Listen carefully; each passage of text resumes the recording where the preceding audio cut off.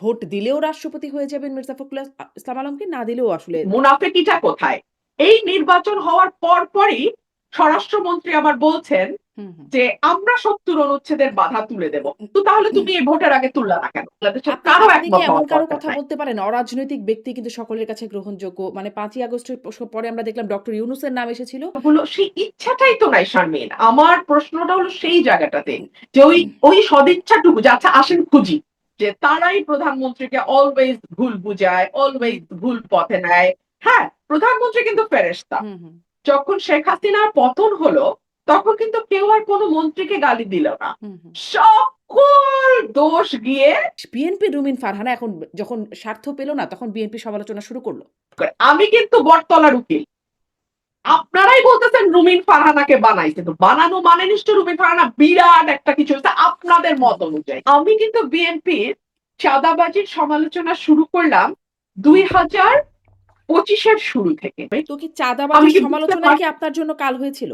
বড় একটা ভূমিকা তো রেখেছে বটে। আচ্ছা। এখন আপনি যদি গ্যাস সংকট, বিদ্যুৎ সংকটের কথা বলেন, আপনি কি বলবেন আওয়ামী লীগ দায়ী? কিন্তু সরকার কি ৬ মাসে এমন কিছু করতে পারত যার কারণে এই দুর্ভোগটা এড়ানো যেত? একটা প্রধানমন্ত্রীর ইমেজ পুনরুদ্ধারের কর্মসূচি হয়েছে ৬ মাসে। একটা সবজি এবং ডাল দিয়ে দুপুরের খানা। আমার তো মনে হয় প্রধানমন্ত্রীর ব্রেইন ফাংশন অনেক গুরুত্বপূর্ণ। সো আমার মনে হয় উনার পুষ্টিকর খাবার খাওয়া দরকার আ এবং একটা যেটি এখন আসছে যে শেখ হাসিনা ফিরবেন। ডিসেম্বরে ফিরবেন, সদল বলে ফিরবেন। এখন রাজনীতিতে না আপনাকে কেউ জায়গা করে দেবে না। রাজনীতিতে সুসময় আসবে তবে আমি ফিরবো। আ এটা বোধহয় কাজ করে না। তারা চায় ধরে নিয়ে আসতে, বেঁধে নিয়ে আসতে। কিন্তু শেখ হাসিনা এখন বলছে তিনি নিজেই ফিরতে চান, আত্মসমর্পণ করতে চান। মানে হয়তো তাকে বাংলাদেশে এনে বিচারের মুখামুখি দাঁড় করানোটা কি সরকারের উদ্দেশ্য? নাকি বিষয়টাকে নিয়ে খেলাধুলা করা সরকারের উদ্দেশ্য? যদি খেলাধুলা হয় তাহলে না উনি আসলে কিন্তু হবে না। ভারতকে নিয়ে আসতে হবে, বেঁধে নিয়ে আসতে হবে। প্রশ্ন হবে লাগামহীন। জানতে চাই, জানাতে চাই এই সময়ের পালস অফ পলিটিক্স। নতুন রাষ্ট্রপতি হিসেবে দায়িত্ব নিয়েছেন মির্জা ফখরুল ইসলাম আলমগীর। বিএনপির মনোনয়নের পর রাষ্ট্রপতি হিসেবে তিনি সুনিশ্চিত হলেও কেন ভোটাভুটির আনুষ্ঠানিকতা? কর্নেল অলি আহমেদকে প্রার্থী করে যার ১৬ কলা পূর্ণ করেছে বিরোধী দলীয় জোট। শুধু নতুন রাষ্ট্রপতি নয়, বিএনপির স্থায়ী কমিটির সদস্য আব্দুল মঈন খান, বাংলাদেশ জাতীয় পার্টি বিজেপির চেয়ারম্যান আন্দালিব রহমান পার্থ সহ মন্ত্রিসভায় যুক্ত হয়েছেন ৫ নতুন মুখ। কেমন হলো এই সংযোজন? আর কেমন গেল পুরনোদের ১৮০ দিনের পারফরম্যান্স? দায়িত্ব নেওয়ার পরপরই আইন শৃঙ্খলা, দ্রব্যমূল্য এবং জ্বালানি সরবরাহ স্বাভাবিক রাখা, এই ৩টি বিষয়কে অগ্রাধিকার দিয়েছিল সরকার। অগ্রাধিকার দেওয়া ক্ষেত্রগুলোতেই কেন বিশেষ দুরবস্থা? প্রধানমন্ত্রী তারেক রহমানের ভারত সফরে শেখ হাসিনাকে ফেরত দেওয়ার শর্ত দিয়েছে সরকার। কিন্তু সরকার কি আসলেই চায় শেখ হাসিনা ফিরুক? অভিযোগ আছে শেখ হাসিনাকে ফিরিয়ে আনতে তৎপর সাবেক বিএনপির এবং বর্তমানে স্বতন্ত্র সংসদ সদস্য ব্যারিস্টার রুমিন ফারহানা। আসলেই কি তাই? আওয়ামী লীগ আমলে সর্বশক্তি দিয়ে বিএনপির পক্ষে কথা বলা রুমিন ফারহানা কি স্বার্থে আঘাত পেয়ে এখন বিএনপির বিপক্ষে কড়া কথা বলছেন? ঠিক যেদিন সাবেক প্রধানমন্ত্রী এবং বিএনপির সাবেক চেয়ারপারসন বেগম খালেদা জিয়া মারা গেলেন, সেদিনই কেন দল থেকে বহিষ্কার করা হলো রুমিন ফারহানাকে? এসব নিয়ে পালস অফ পলিটিক্সে কথা বলেছেন ব্যারিস্টার রুমিন ফারহানা এমপি। ব্যারিস্টার রুমিন ফারহানা এমপি, আপনাকে স্বাগত জানাচ্ছি পালস অফ পলিটিক্সে আমার আজকের আয়োজনে। ধন্যবাদ। আপনাকে অনেক ধন্যবাদ। আপনি সময় দিয়ে যুক্ত হয়েছেন। যেটি নিয়ে শুরু করব, আপনার আ রাষ্ট্রপতি নির্বাচনে আপনার ভোট না দেয়াটা আলোচনায় আসছে। আপনি একটা গণমাধ্যমে দেখছিলাম, কেন আপনি ভোট দেন নাই সে বিষয়ে আপনি বলেওছেন। তারপরেও একটু আপনার কাছে জানতে চাওয়া আ যে এই যে আ আপনি আসলে বলেছেন যে এটা একটা অনর্থক আয়োজন। এই অনর্থক আয়োজনের মধ্যে আসলেই তো মানে আ ভোট দিলেও রাষ্ট্রপতি হয়ে যাবেন মির্জা ফখরুল ইসলাম আলমগীর, না দিলেও আসলে সেরকমটাই হয়ে যাবেন। কিন্তু এই পুরো অনর্থক আয়োজনে শুধুমাত্র সরকারি দলই না, বিরোধী দলও যুক্ত হলো। তারা আবার একজনকে প্রার্থীও করলেন, কর্নেল অলি আহমেদকে। তিনি আবার কিছু সংখ্যক ভোটও পেলেন। মানে কেন? এর মাহাত্ম্যটা কি? এত আয়োজন করে অনর্থক কাজটা করবার মাহাত্ম্য কি? এটা তো আসলে বিরোধী দল বলতে পারবে কেন তারা এটার অংশ নিল বা কেন তারা এটার অংশ হলো। সো আমি তো এটা বলতে পারবো না। ১ ২ হচ্ছে যে দেখুন আমার কাছে মনে হয়েছে যে আ নিঃসন্দেহে মির্জা ফখরুল ইসলাম আলমগীর বাংলাদেশের বেশিরভাগ মানুষের এবং আমার অত্যন্ত শ্রদ্ধার, অত্যন্ত সম্মানের একজন ব্যক্তি। কিন্তু আসলে গণতন্ত্র মানে হচ্ছে যদি ভোট আপনি মিন করে থাকেন, সেখানে একটা অনিশ্চয়তা থাকতেই হবে। এবং সেই অনিশ্চয়তাটা যদি না থাকে তাহলে এটাকে আমি ভোট না বলে রাদার আমি মনোনীত বলতে পারি। তাই না? এবং ভোটের আগেই আমরা জানি যে কে কতটা ভোট পাবে। ইভেন এটাও আমরা জানি যে উনি কতটা পাবেন এবং উনি কতটা পাবেন। তো এটাকে আমি কি করে ভোট বলি, তাই না? এটা একদম আমার খুবই ক্ষুদ্র জ্ঞানে আমার কিছুতেই এটা ভোট মনে হয়নি।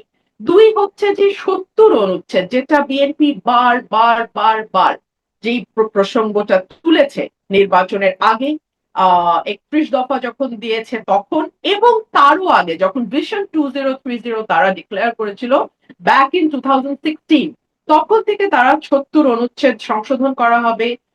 দলের এমপিরা দলের সিদ্ধান্তের বাইরে গিয়েও তারা তাদের স্বাধীন মতামত প্রকাশ করতে পারবে, ভোট দিতে পারবে। এগুলো তারা ক্যাম্পেইন করেছে। সেই ক্যাম্পেইনের আমি একটা অংশ ছিলাম। কারণ সেই ক্যাম্পেইন আমিও করেছি। ২০১৬ সাল থেকে আমিও বলেছি যে যেহেতু আমি তখন বিএনপির অংশ ছিলাম, আমি ৭০ অনুচ্ছেদ আমরা যদি ক্ষমতায় যাই, বিএনপি যদি ক্ষমতায় যায়, ৭০ অনুচ্ছেদে আমরা বড় ধরনের একটা সংস্কার আনবো যে অর্থ বিল এবং সরকারের প্রতি অনাস্থা এরকম কিছু মেজর জায়গা ছাড়া বাংলাদেশের যেকোনো ইস্যুতে আহ, সরকারি দল হোক বিরোধী দল হোক তারা স্বাধীনভাবে তাদের ভোট দিতে পারবে। এই নির্বাচনের আগে বা এই মনোনয়নের আগে আমরা দেখলাম যে সরকারি দলের চিফ হুইপ একেবারে ঘোষণা দিয়ে বললেন যে দলের বাইরে যদি কেউ ভোট দেয় তাহলে তার সংসদ সদস্য পদ থাকবে না। তার মানে কি তাদের এক ধরনের সন্দেহ ছিল যে দলের বাইরে ভোট যেতে পারে, দলের বাইরে দলের সদস্যরা আর কাউকে ভোট দিতে পারে। কেন তাদের এই সন্দেহ ছিল? যদি তাই থেকে থাকে তাহলে কি আমরা বলতে পারি যে দলের সদস্যদের উপরেই বা প্রার্থীর উপরেই দলের নিজস্ব আস্থা নেই এবং তারা যে ৭০ অনুচ্ছেদের সংশোধনের কথা বলছে সেটা ইমপ্লিমেন্ট করবার মতন নৈতিক সাহস এবং স্বচ্ছতা তাদের মধ্যে নেই। তো আমার কাছে মনে হচ্ছে যে যেই ৭০ অনুচ্ছেদ নিয়ে এত আলোচনা, এত ক্যাম্পেইন এবং আমি যার অংশ আহ সেটা তো আসলে হলো না।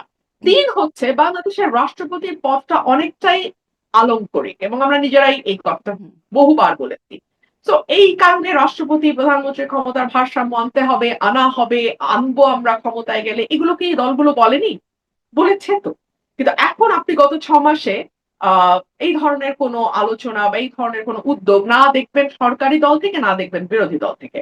তো এই যে একটি আলংকারিক পদে আপনি একজনকে দিচ্ছেন, না, হ্যাঁ? বিরোধী দলের পদ তো যার আসলে বিরোধী দল তেমন থেকে কোনো তো টুকটাক বলেই। বিরোধী দল থেকে তো জুলাই সনদ বাস্তবায়নের জন্য বলছে। আর জুলাই সনদে তো আসলে ভারসাম্য আনার বিষয়গুলো বলা আছে।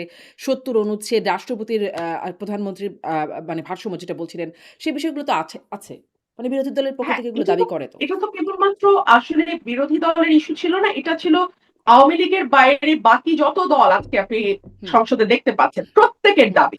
কিন্তু সেটা ইমপ্লিমেন্ট করবার জন্য যেই আহ সদিচ্ছাটা বা সেটাকে ইমপ্লিমেন্ট করতে বাধ্য করবার জন্য যেই চাপটা কোনোটাই কিন্তু আমরা সেভাবে দেখছি না। হ্যাঁ, কিছু টুটকা কথা বলা হচ্ছে হ্যাঁ করা হবে করতে হবে এই পর্যন্তই। আপনি দেখেন এখন পর্যন্ত কিন্তু আমরা সেই প্রেশারটা বা সেই চাপটা বা সেই সদিচ্ছাটা সরকারের তরফে আমরা দেখি নাই। তো এটা যেহেতু একটি আলংকারিক পদ, হ্যাঁ, অর্নামেন্টাল পজিশন বাট একটা মানে head of the state, head of the মানে স্টেট দিন রাষ্ট্রপতি, এটাকে আমরা একজন মানে যিনি সকল দল মতের কাছে গ্রহণযোগ্য, অরাজনৈতিক, হুম, নিরপেক্ষ একজন ব্যক্তি, হ্যাঁ, গ্রহণযোগ্য বললে অনেকে আবার আমার সঙ্গে তর্ক তুলবেন তবে কি উনি গ্রহণযোগ্য নন? হুম। না, আমি সেই অর্থে বলিনি। আমি বলেছি নির্দলীয়, সকলের কাছে গ্রহণযোগ্য। সকলের কাছে গ্রহণযোগ্য হলে তো রাষ্ট্রপতি পদে একজন দাঁড়াতেন, দুজন দাঁড়াতেন না। তার মানে আরেকটা দলের কাছে মনে হয়েছে না উনি না হয়ে উনি হলে ভালো, তাই না? তো আমরা যদি বিচারপতি শাহাবুদ্দিনের মতন 1991 এর কথা বলছি, বিচারপতি শাহাবুদ্দিনের মতন একজনকে আমরা পেতাম 1996 এ যাকে প্রেসিডেন্ট করা হলো। তো তাহলে হয়তো যেটা সকলের জন্য গ্রহণযোগ্য, যার কোনো দলীয় হিস্ট্রি নাই, তাহলে হয়তো বেটার হতো। কারণ যেহেতু আপনি ৭০ এর বাইরে যাচ্ছেন না, যেহেতু আপনি ভোটটাকে ঠিক ভোট রাখছেন না, সো তাহলে আপনি এমন একজনকে দিন মানে এমনিই যে তো যিনি আপনিও আসলেই বললেন যে সকলের কাছে আপনিই তো গ্রহণযোগ্য। বললেন এটা আলংকারিক একটা পদ। ফলে রাজনৈতিক ব্যক্তি যাক, অরাজনৈতিক ব্যক্তি যাক, কি বা যায় আসে? আলংকারিক হলেও সামান্য কিছু পাওয়ার তার কাছে আছে এবং বিশেষ করে যখন সরকার কোনো ক্রাইসিসে পড়বে, যখন কোনো জরুরি অবস্থা জারির মতন অবস্থা তৈরি হতেও পারে, যেমন 5th অগস্টের পরে একটা স্পেশাল সিচুয়েশন, একটা স্পেশাল সার্কামস্ট্যান্স তৈরি হচ্ছিল, তখন রাষ্ট্রপতির প্রয়োজনীয়তাটা বা রাষ্ট্রপতির পারফরমেন্সের ক্ষেত্রটা কিন্তু অনেক বৃহৎ। তো সে কারণেই তখন রাষ্ট্রকে রক্ষার একটা ব্যাপার হয়, রাষ্ট্রকে রক্ষার একটা প্রশ্ন আসে। সে কারণেই আমি এটা আমার মত, আমার সঙ্গে আপনার একমত হুম। হতে হবে না, আমার সঙ্গে বাংলাদেশের আপনি কারো আপনি কি একমত এমন হওয়ার কারো দরকার কথা নাই। বলতে পারেন অরাজনৈতিক ব্যক্তি কিন্তু সকলের কাছে গ্রহণযোগ্য? মানে ৫ই আগস্টের পরে আমরা দেখলাম ডক্টর ইউনূসের নাম এসেছিল। তিনি হয়ে গেলেন প্রধান উপদেষ্টা। এই রাষ্ট্রপতি নির্বাচনেও তার নামটা আলোচনায় ছিল। আ ফলে তিনি কি আপনার পছন্দের হতে পারতেন? বা আপনার মনে হয় কি? কে হতে পারতেন গ্রহণযোগ্য অরাজনৈতিক?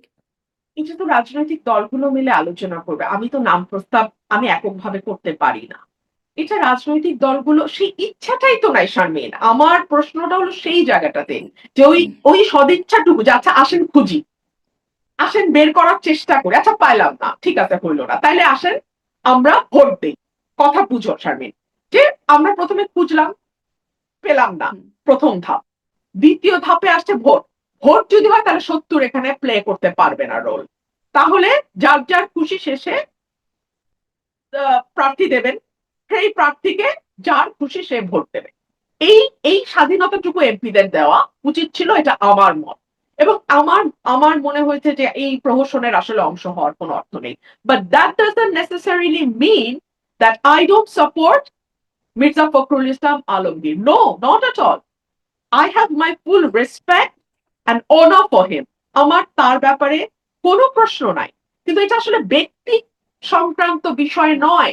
কিন্তু ওইটা এটা কি একটা হলো? মানে প্রিন্সিপালের ওই যে ব্যাপার। সকলের কাছে গ্রহণযোগ্য, ওই বিষয়টা কি আসলে হলো? কারণ দেখলাম জামায়াতও মানে বিরোধী পক্ষের তারাও বিষয়টাকে এক্সাক্টলি। অ্যা স্বাচ্ছন্দ্যে মেনে নিচ্ছে। এমনকি আওয়ামী লীগের পক্ষ থেকেও আমি দেখছিলাম যে সাবেক প্রধানমন্ত্রী একটা ভয়েস রেকর্ড আরকি বা একটা কথোপকথনের অংশ উনার তিনিও উনার বলছিলেন যে ভয়েসটা আমি হ্যাঁ, শুনেছি যে উনি বলছেন যে আ আ ইউনূস সাহেবের জিভ লক হ্যাঁ, করছিল হ্যাঁ।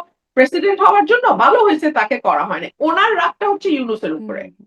না, উনার খুশি হচ্ছে ইউনূস হতে অন্তত পারে নাই। একজন রাজনৈতিক ব্যক্তিকে, রাজনীতিবিদকে করা হয়েছে বলে তিনি বিএনপিকে ধন্যবাদও জানিয়েছেন। সেই অংশেই ছিল। হ্যাঁ, হুম, না দ্যাট ইস ফাইন। আমি যদি সেটা হয় তাহলে আওয়ামী লীগ বলতে পারতো যে আমাদের মানে তাহলে সকল দল মিলে যদি মনে করতেন, আপনি বুঝেন আমি তাত্ত্বিক আলোচনা যেটা করছি, যে হুম, সকল দল মিলে যদি একটা নাম প্রস্তাব করতেন, সেটা অলি আহমেদ হোক, সেটা মির্জা ফখরুল ইসলাম আলমগীর হোক, কিংবা সেটা ডক্টর ইউনূস হোক, যেই হোক না কেন, এক হতে পারে, সেটা একটা প্রসেস, যে সকলে মিলে আমরা একটা নাম দিলাম, হুম, দ্যাট ইজ ফাইন।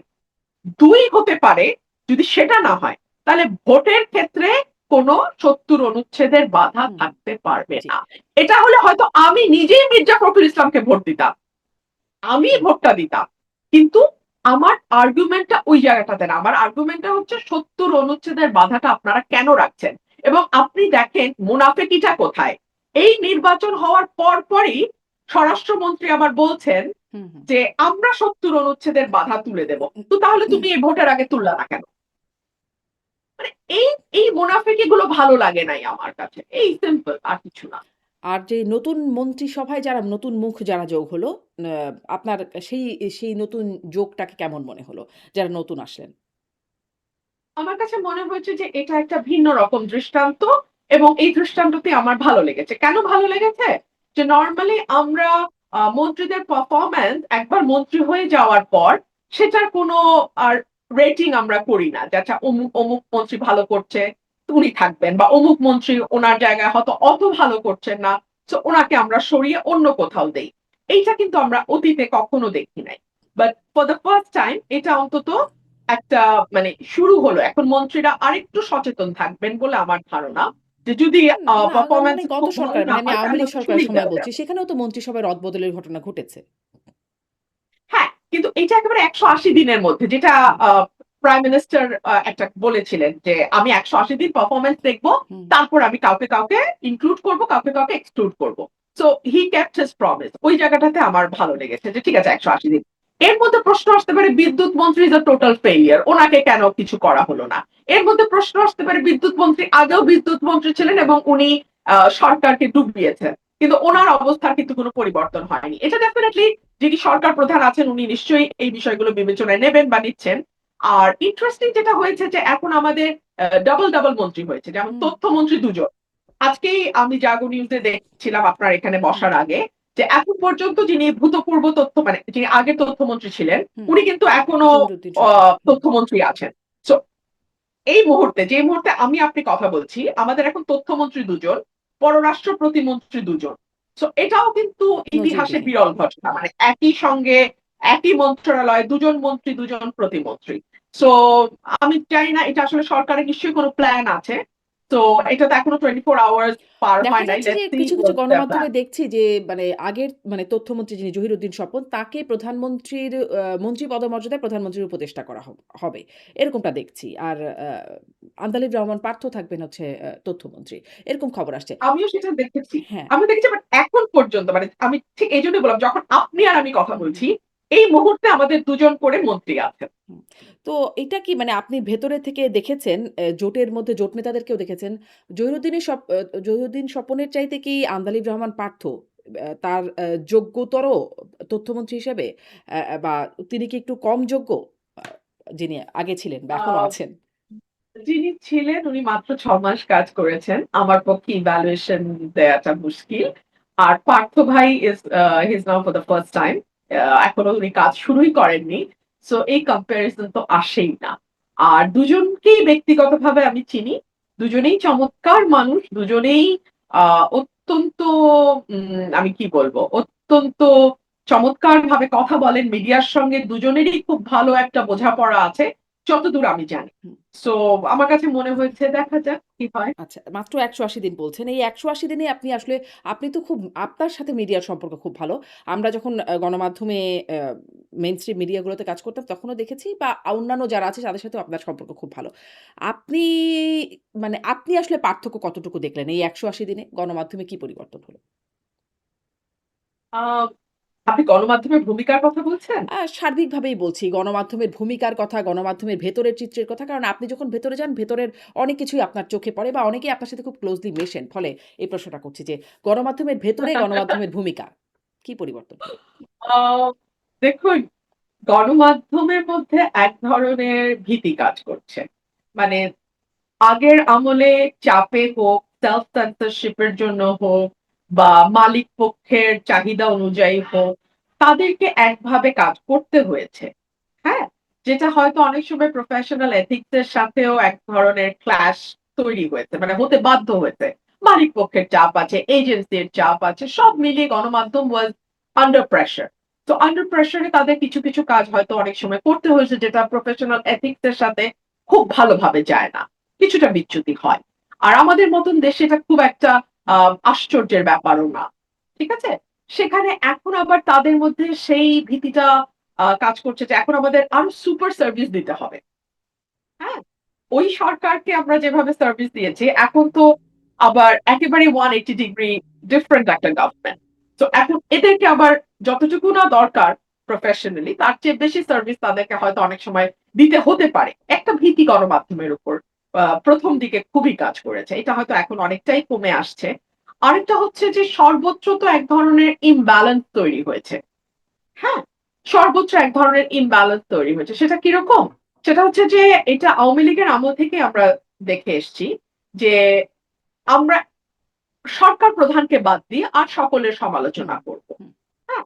সেই ধারাবাহিকতাটা আমি এখনো আমি গণমাধ্যমের মধ্যে লক্ষ্য করি যে there is one savior and he is the angel or she is the angel and rest are the devils and those devils are so মানে কি বলবো so notorious যে তারাই প্রধানমন্ত্রীকে অলওয়েজ ভুল বুঝায়, হুম, অলওয়েজ ভুল পথে নেয়। হ্যাঁ, প্রধানমন্ত্রী কিন্তু ফেরেশতা। হুম, হুম, এইটা আমি আওয়ামী লীগের সময়ও দেখেছি and I'm now seeing the continuation of that old story. But মজাটা কি জানেন শারমিন? যখন শেখ হাসিনার পতন হলো, তখন কিন্তু কেউ আর কোন মন্ত্রীকে গালি দিল না। হুম, হুম, সকল দোষ গিয়ে শেখ হাসিনার ঘাড়ের উপর উঠল। হ্যাঁ? এত বছর উনি ফেরেশতা। এখন one and only দুষ্ট person became Sheikh Hasina. After 5th হুম, হুম, অগাস্ট। তাই না? হুম, তো আমি খালি এই সরকারকে ওটুকুই মাথায় রাখতে বলব। হ্যাঁ? যে আপনারা কোন আ তেলবাজিতে না গা ভাসায় দিয়েন না। কারণ এটা যখন ব্যাকফায়ার করে তখন ওই সরকার প্রধানের উপরেই পুরা গুলিটা চলে যায়। তখন কিন্তু আর আপনার পারিষদ, চাটুকার, আহ, এখন যাদেরকে শুভানুধ্যায়ী দেখবেন তাদেরকে কিন্তু কেউ বকবে না।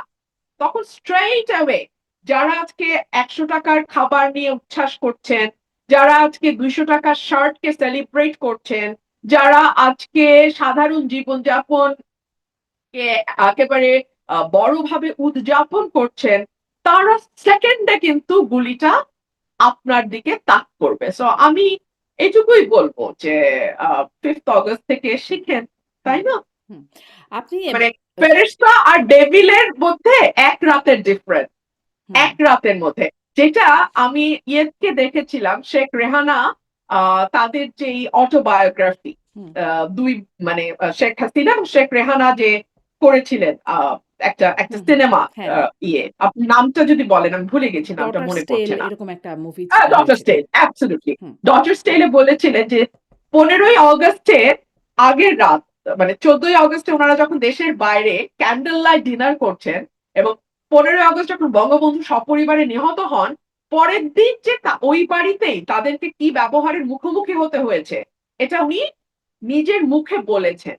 তো মানে ক্ষমতায় যারা থাকেন তাদের কিন্তু দিন আর রাত আকাশ হুম পাতাল হয়ে যেতে পারে। আমি জাস্ট এটুকুই বলতে চাই। আপনি আ যখন বিএনপিতে ছিলেন তখনও বিএনপি সম্পর্কে আপনার কাছে অনেক প্রশ্ন করতাম। আপনি বিএনপিকে নানানভাবে ডিফেন্ড করতেন বিভিন্ন ক্ষেত্রে। এখন আপনি বেশ কড়া Absolutely. সমালোচনাও করেন। এখন বেশ কড়া সমালোচনাও করেন। মানে আ একটা সমালোচনা আপনাকে নিয়ে হয় বা আলোচনাও বলতে পারেন যে আপনি তো বিএনপি এই রুমিন ফারহানাকে বিএনপি তৈরি করেছে। বিএনপি এনেছে এই রুমিন ফারহানাকে। সেখানে এখন আপনি বিএনপির সমালোচনা করেন। মানে বিএনপি আপনাকে রুমিন ফারহানা বানিয়েছে এই প্রসঙ্গে আপনি কি বলবেন? আর বিএনপি রুমিন ফারহানা এখন যখন স্বার্থ পেল না, তখন বিএনপি সমালোচনা শুরু করল। আ আচ্ছা। ২ টো প্রশ্ন ২ ধাপে আসি। আমাকে একটু সময় হুম, দেন শারমিন, আমি একটু নিশ্চয়ই। elaborate করি। কারণ এই কথাটা খুব শুনতে হয় তো আমাকে। আচ্ছা, যখন স্বার্থ পেল না, আ স্বার্থটা আমি পেলাম না হচ্ছে আমাদের নভেম্বরের শেষে বা ডিসেম্বরে আমাদের বোধহয় মনোনয়ন ঘোষণা হলো, হুম, তাই না? হুম, হ্যাঁ, ফেব্রুয়ারিতে ইলেকশন। ওই নভেম্বর ডিসেম্বরের হুম, মধ্যে। কিন্তু আমি কিন্তু বিএনপির চাঁদাবাজির সমালোচনা শুরু করলাম ২০২৫ এর শুরু থেকে। আর ২০২৫ এর শেষে গিয়ে নমিনেশন দেয়া হলো হুম। বা না দেয়া হলো। তো তাহলে আমি সমালোচনা বা বিএনপির ভুলগুলো কেন আগে থেকে বলা শুরু করলাম? আমি কি জানতাম না যে এটার একটা ছাপ আমার নমিনেশনে আসবে? হুম। আমি কি জানতাম না যে এই কারণে দলের সঙ্গে আমার দূরত্ব তৈরি হবে? তো কি আমি চাঁদাবাজির কি বুঝতে সমালোচনাই পার কি আপনার জন্য কাল হয়েছিল? বড় একটা ভূমিকা তো রেখেছে বটে। আচ্ছা। যে ও শি ইজ নট দ্যাট অনুগত, যে যেই অনুগত হলে আসলে তাকে হুম, ট্রাস্ট করে কাছে এনে কাজ করা যায়। হুম, সো দলের ভিতর থেকে যখন আমাকে শো কজ করা হলো সেটাও খুব গোপনে করা হুম, হলো।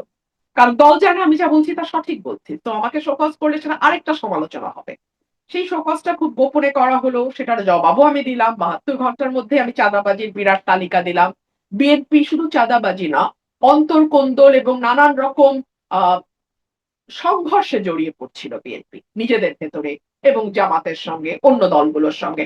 সেগুলো নিয়েও আমি খুব স্ট্রংলি মিডিয়াতে কথা বলেছি। এবং সেটা আপনি এত ওয়েল ডকুমেন্টেড না আজকাল সব কথা, যে just you it's within hmm. Your fingertip. Just go and Google it, YouTube এ যান, you will find it. So এটা আমি আপনাকে ওভাবে আমার ব্যাখ্যারও দরকার নেই। আপনারা সবাই জানেন যেটা আমি করেছি। সো পাইনি বলে করেছি ব্যাপারটা তা না। এখন আসেন যে আপনাদের সঙ্গে যখন আমি টক শোতে বসেছি আওয়ামী লীগের আমলে, তখন আমি বিএনপি কে খেয়ে না খেয়ে ডিফেন্ড করেছি। কেন করেছি? হুম, করেছি বিকজ এত দুর্দশা বিএনপির জীবনে কোনোদিন আসে নাই। এবং বাংলাদেশে কোনো পলিটিক্যাল পার্টিও এত খারাপ অবস্থায় আমার সেন্স হওয়ার পর পড়ে নাই। কারণ আমি জন্মেছি ৮১ সালে। সো আওয়ামী লীগ যদি তাদের দুর্দশার কথা দাবি করে সেটা ৭৫ থেকে ৮১। হুম, ঠিক আছে? তো ওটা আমার জন্মের আগেকার কথা। আমার জন্মের পরে আমি কোন পলিটিক্যাল পার্টিকে এত ভয়াবহ দুর্দশায় পড়তে দেখি নাই, যেটা আমি ১৩ সাল থেকে ২৪ পর্যন্ত বিএনপি কে দেখেছি। আর তখন তখন যদি আমি আ গুমের বিরুদ্ধে কথা বলি, ইলেকশন ইঞ্জিনিয়ারিং এর বিপক্ষে কথা বলি, আমি যদি হিউম্যান রাইটস ভায়োলেশন নিয়ে কথা বলি, আমি যদি করাপশনের বিরুদ্ধে কথা বলি, সবগুলো কিন্তু অটোমেটিক্যালি বিএনপির পক্ষে যায়। হুম। সবগুলো অটোমেটিক্যালি বিএনপির পক্ষে যায়। সো যেহেতু বিএনপি তখন পাওয়ারে ছিল না, বিএনপি তো স্টিয়ারিং এ ছিল না। সো না, বাংলাদেশের কিন্তু ধরেন ইলেকশন ইঞ্জিনিয়ারিং এর কথা আপনি বললে সেটি বিএনপির মানে সেটি আওয়ামী লীগের বিপক্ষে যায় তা নিশ্চিতভাবে।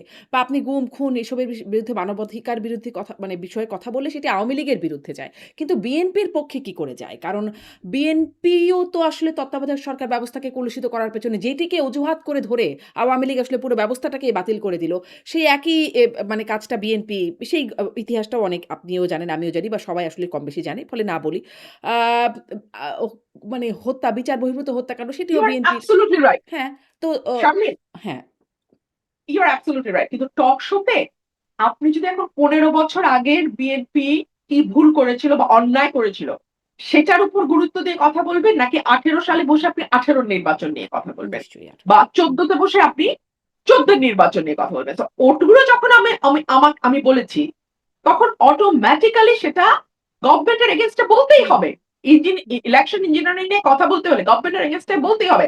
যেমন এখন আপনি যদি গ্যাস সংকট, বিদ্যুৎ সংকটের কথা বলেন, আপনি কি বলবেন আওয়ামী লীগ দায়ী আজকের এই গ্যাস বলছে সংকটের তো জন্য? বিএনপি তো বলতে বলছে। পারেন, সরকার তো বলছে এটি আসলে শেখ হাসিনার সরকার পলিসির বলছে, জন্য। এটা বলা যায়। কিন্তু আপনি বলেন মানুষ কি এটা খাচ্ছে? মানুষ কি এটা মানছে? বা আমরা কি এটা বলতে পারি? সরকার বলছে বটে, কিন্তু সাথে সাথে কিন্তু জবাব আসছে। তাহলে আপনারা কি করেছিলেন? আপনারা তো গত 17 বছর জানতেন যে সরকার সেভাবে কূপ খনন করছে না। হুম, সরকার নিজস্ব জ্বালানি মানে আহ নির্ভরশীলতা তৈরির জন্য যা যা করা দরকার নিজের দেশের জ্বালানির উপর নির্ভরশীল করছে না। সৌর বিদ্যুতের উপর নির্ভরশীলতা বাড়ানোর জন্য কাজ করছে না। তো তাহলে আপনারা সেকেন্ড হিসেবে যে আপনারা তো আসবেন, আপনারা তো জানেন যে আপনারা ক্ষমতায়, এরপরে একদিন একদিন আপনারা, আপনাদের প্ল্যান কি ছিল? এই প্রশ্নটা তো আসে। তো আজকে কিন্তু সমালোচনা সরকারের হচ্ছে। আপনি ব্যবসায়ীদের কথা শোনেন, আপনি সিএনজি ড্রাইভারের কথা শুনেন, হুম, আপনি সাধারণ মানুষের কথা শুনেন, আপনি পলিটিক্যাল যারা মানে হয়তো সচেতন কিন্তু কোনো সরাসরি দল করে না, হুম। আপনি তাদের কথা শুনেন, আপনি দেখবেন প্রত্যেকে সরকারকে দায়ী করছেন। স্টিয়ারিং এ যে থাকে দায়টা কিন্তু তাকে কিন্তু এই নিতে হয়। ৬ মাসে কি আচ্ছা, এখন এটা একটু অবশ্য ওই প্রসঙ্গটা শেষ না হতেই এটা চলে আসলো। কিন্তু সরকার কি ৬ মাসে এমন কিছু করতে পারত যার কারণে এই দুর্ভোগটা এড়ানো যেত? একটা এলএনজি টার্মিনাল ঠিক করতে যখন আপনার ১ মাস সময় লাগবে, তখন তো ওটা অটোমেটিক্যালি আপনার অক্ষমতা, অদক্ষতাকে ইন্ডিকেট করে শারমিন। আপনার আছেই সাকুল্যে ২ টা। আরেকটা হাসিনা করতে চেয়েছিল, ইউনূস সরকার এসে ওটা বন্ধ করেছে। হুম, তো আছেই সাকুল্যে ২ টা। তার মধ্যে একটা বন্ধ হলে আপনি জানেন না আপনার কি হুম, দশাটা হবে। সেটা ঠিক করতে আপনার ১ মাস লাগবে। যদি লাগে তাহলে আপনি অদক্ষ সরকার শামিল। It's simple as hmm, that. আচ্ছা, এখন জরুরি প্রশ্ন যেটা আপনার ১ম প্রশ্ন। আমাকে দল রুমিন ফারহানা করেছে। এই যে এই কথাগুলো বলার মাধ্যমে একভাবে যারা এই কথাগুলো বলছে তারা দাবি করছে যে রুমিন ফারহানা হ্যাজ বিকাম সামথিং। আমি কিন্তু নিজেকে সামথিং মনে করি না। আমি খুবই তুচ্ছ, নগণ্য বাংলাদেশের একজন নাগরিক। যিনি রাজনৈতিকভাবে সচেতন, পেশায় আইনজীবী এবং রাজনীতি কর্মী। এটা হচ্ছে আমার নিজের পরিচয়। কিন্তু আপনি যখন বলেন যে রুমিন ফারহানাকে রুমিন ফারহানা বানিয়েছে, তার মানে আপনি ধরে নিচ্ছেন আমি একটা কিছু হয়েছি। হুম, আচ্ছা, আসেন এখন ধাপে ধাপে। রুমিন ফারহানা নামটা আমার পারিবারিকভাবে দেয়া। এটা বিএনপি নামটা আমাকে দেয় নাই। এটা আমি আমার বাবা-মা আমার হুম, জন্মের পরে রুমিন ফারহানা নামটা রেখেছেন। আমার আইনজীবী আমার বাবা-মা খরচ করে, কষ্ট করে, পয়সা খরচ করে আমাকে উনারা পড়িয়েছেন। আমিও কষ্ট করে পড়াশোনা করে আইনজীবী হয়েছি। কোর্টেও দৌড়াদৌড়ি করতে হয়, পেশা চালাই, এভাবে করছি। এখন আপনি যদি মনে করেন বিরাট একটা কিছু আপনি করেছেন, তাহলে কি করেছেন আপনি? আপনি আমাকে ১০ বছর, আমি বিএনপির কথা বলছি, আমাকে সহ আন্তর্জাতিক সম্পাদক করেছেন। বিএনপিতে এরকম সহ আন্তর্জাতিক সম্পাদক আরো ১-১৫০ আছে। সকল সহ। আন্তর্জাতিক এই সহ আন্তর্জাতিক সরি, সহ আন্তর্জাতিক ছিল আরো ৫ টা, আন্তর্জাতিক ছিল আরো ৫ টা। মোট ১০ টা ছিল আন্তর্জাতিকেই। আর সহ অন্যান্য হুম, সব সহশিক্ষা, সহ প্রশিক্ষণ, সহ স্বাস্থ্য, সহ কর্মসংস্থান ইত্যাদি, ইত্যাদি ধরলে আরো ৩ ছিল। তো তারা কেউ কেন আসলে আ নামে উদ্ভাসিত হইল না? ১, মহিলা এমপি আমাকে বিএনপি বানিয়েছিল।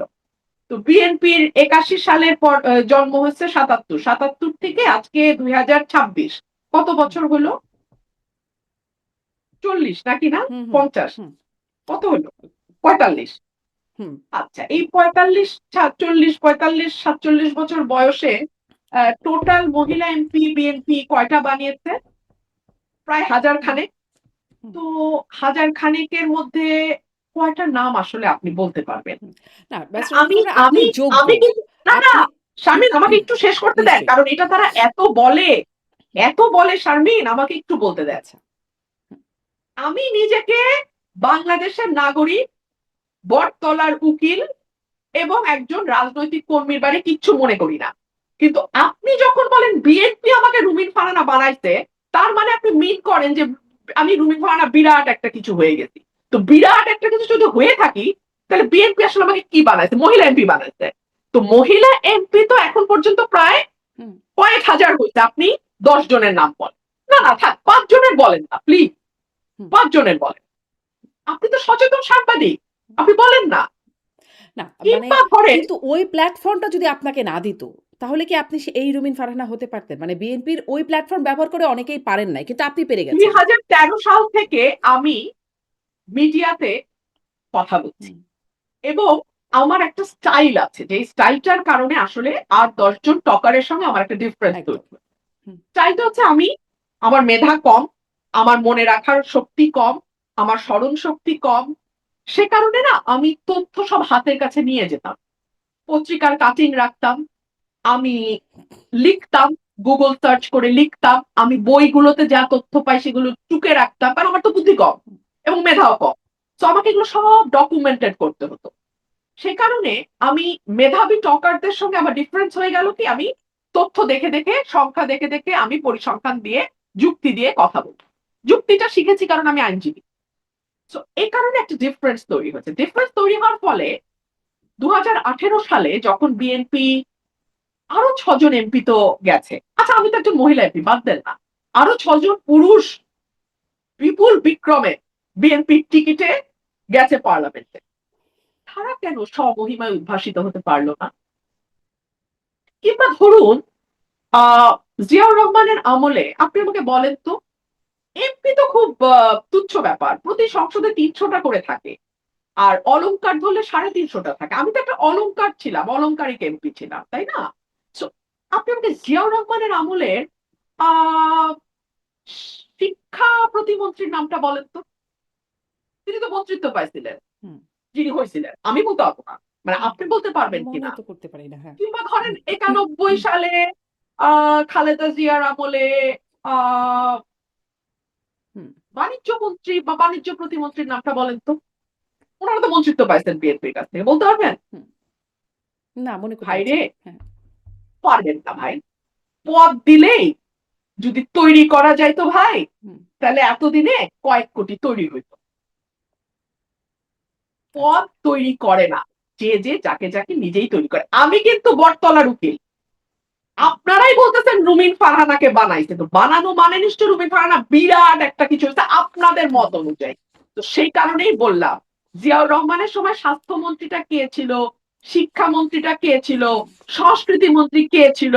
খেলার মন্ত্রী কে ছিল? মন্ত্রীদের নামটা বলেন না। এমপি তো ভাই ৩০০ টা করে থাকে। আর আমার মতো ৳২ র অলংকার ধরলে তো ৩৫০ টা করে হুম, থাকে। ওগুলি বাদই দেন। তো কথা বলার আগে একটু ভাইবেন যে আপনাদের পরদাদার আমলের এমপি কে ছিল, এমপি টেপি না মন্ত্রী কে ছিল। তারপর ধরেন আপনাদের ৯১ সালের হুম, আ সংস্কৃতি মন্ত্রীকে, শিক্ষামন্ত্রীকে, আ বা তারপরে কি স্বাস্থ্যমন্ত্রীকে এগুলো একটু মনে কইরেন। স্বরাষ্ট্র কে ছিল ৯১ তে একটু মনে করেন। মন্ত্রী যদি কাউকে অত কিছু বানাইতে না পারে তাহলে একটা আলংকারিক এমপি কিভাবে দল বড় বানায় আপনি একটু বলেন শারমিন। আমার তো একেই হুম। বোকা বুদ্ধি। তার উপরে স্মরণ শক্তি কম। আমি তো এগুলো বুঝি না। জি, স্পষ্ট আপনার ব্যাখ্যা।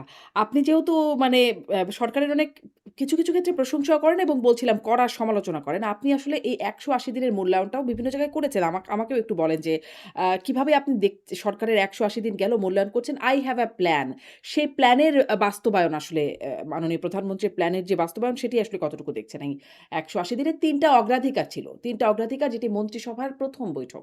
নির্বাচনের পরে ফেব্রুয়ারিতে যেটি হয়েছিল। আইনশৃঙ্খলা, দ্রব্যমূল্য এবং জ্বালানি সরবরাহ স্বাভাবিক রাখা। সেটি সহ বাকি যা, যা দেখছেন।